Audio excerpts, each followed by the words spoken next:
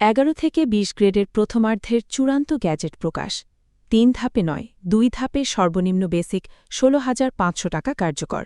প্রধানমন্ত্রী তারেক রহমান এ বিষয়ে যা বললেন আজ 16 মে। নতুন গ্যাজেট প্রকাশ করার মাধ্যমে সর্বনিম্ন বেসিক 16,500 টাকা বৃদ্ধির সুপারিশ করা হল। দীর্ঘদিন বেতন বৃদ্ধির বিষয়টি নিয়ে তৎপরতা চালালেও শেষ পর্যন্ত অর্থ মন্ত্রণালয়ের প্রবল চাপ ও আন্তর্জাতিক নিয়মাবলীর সিদ্ধান্তকে যৌক্তিক মেনে নিয়ে অবসর ভাতা 95% পর্যন্ত বৃদ্ধির নতুন পদক্ষেপ নিয়েছেন তারেক রহমান। সর্বশেষ পর্যায়ে তারেক রহমান বলেন, বাংলাদেশের সরকারি চাকরিজীবীদের দুঃখকষ্ট আমরা বুঝি। আমরা জানি তারা সাধারণ জনগণের জন্য অধিক পরিশ্রম করে থাকেন। তাই আমরা তাদের সকল ধরনের দাবি পূরণ করার মাধ্যমে দীর্ঘ প্রত্যাশিত নবম জাতীয় বেতন স্কেল বাস্তবায়ন ঘোষণা করলাম। আমাদের সিদ্ধান্তগুলো অত্যন্ত যৌক্তিক থাকায় বাংলাদেশের প্রত্যেকটি সেক্টরে সরকারি চাকরিজীবীদের দীর্ঘদিনের যত দাবি ছিল সকল দাবি বাস্তবায়ন না করে শুধুমাত্র আংশিক আকারে বেতন ও অবসর ভাতা সহ সামান্য কিছু দাবি পূরণের নতুন পদক্ষেপ নেওয়া হয়েছে। তাদের প্রধানমন্ত্রী স্বয়ং সরাসরি স্বাক্ষর প্রদান করেছেন। অর্থমন্ত্রী আমির খসরু বলেন, বাংলাদেশের সরকারি চাকরিজীবীরা এ পর্যন্ত 10টি দাবি উপস্থাপন করেছেন। তবে 10টি দাবির মধ্যে 4টি দাবি পূরণ করা হয়েছে।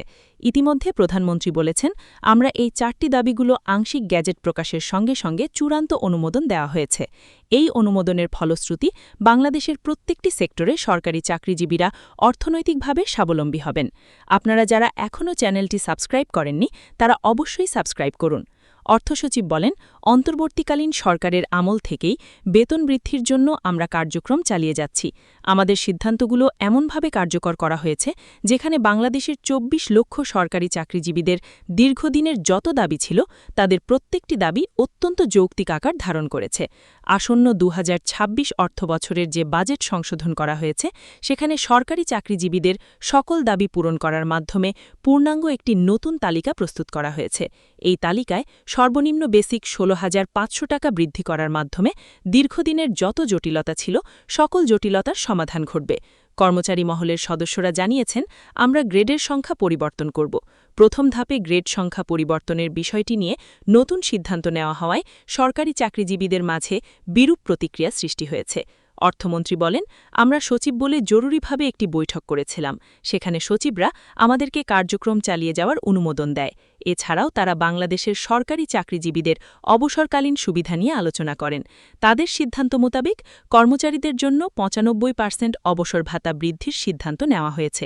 তবে প্রধানমন্ত্রী বলেন, অবসরকালীন সুবিধার শতভাগ পর্যন্ত রাখার পরামর্শ থাকলেও বর্তমান বাজেট ঘাটতি ও অর্থনৈতিক কিছু জটিলতার কারণে 95% পর্যন্ত অবসর ভাতাকে যৌক্তিক বলে মন্তব্য করেন সংশ্লিষ্ট মহল।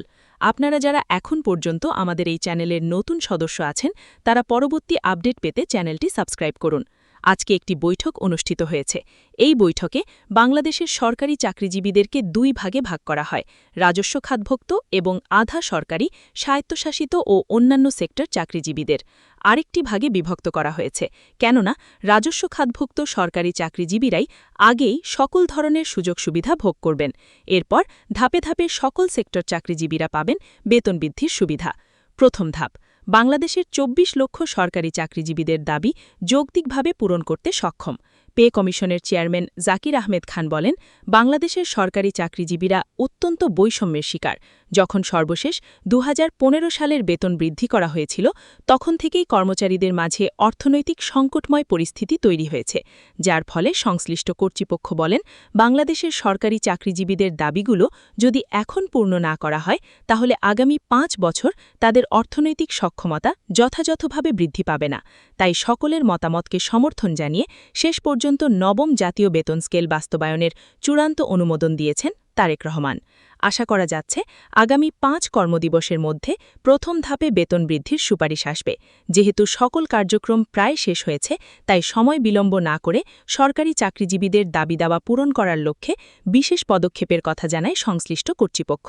ইতিমধ্যে সরকারি চাকরিজীবীদের জন্য নবম জাতীয় বেতন স্কেল বাস্তবায়নের নতুন সিদ্ধান্ত নেওয়া হয়েছে এবং সেই সিদ্ধান্ত অনুযায়ী যারা কর্মকর্তা এবং কর্মচারী আছেন তাদের উভয়ের জন্য অবসরকালীন সুবিধা শতভাগ পর্যন্ত পর্যন্ত রাখার সিদ্ধান্ত থাকলেও বর্তমান বাজেট ঘাটতির কথা বিবেচনায় রেখে অবসর ভাতা 95% পর্যন্ত রাখার নতুন সুপারিশ করা হয়েছে। বিশেষ করে ২৪ লক্ষ সরকারি চাকরিজীবীদের জন্য এই নির্ধারণ করায় তাদের অর্থনৈতিক অবস্থার কিছুটা উন্নয়ন ঘটবে। তো আশা করা যাচ্ছে সরকারি চাকরিজীবীরা এখন থেকে এই ধরনের সুবিধাগুলো ভোগ করতে সক্ষম হবেন।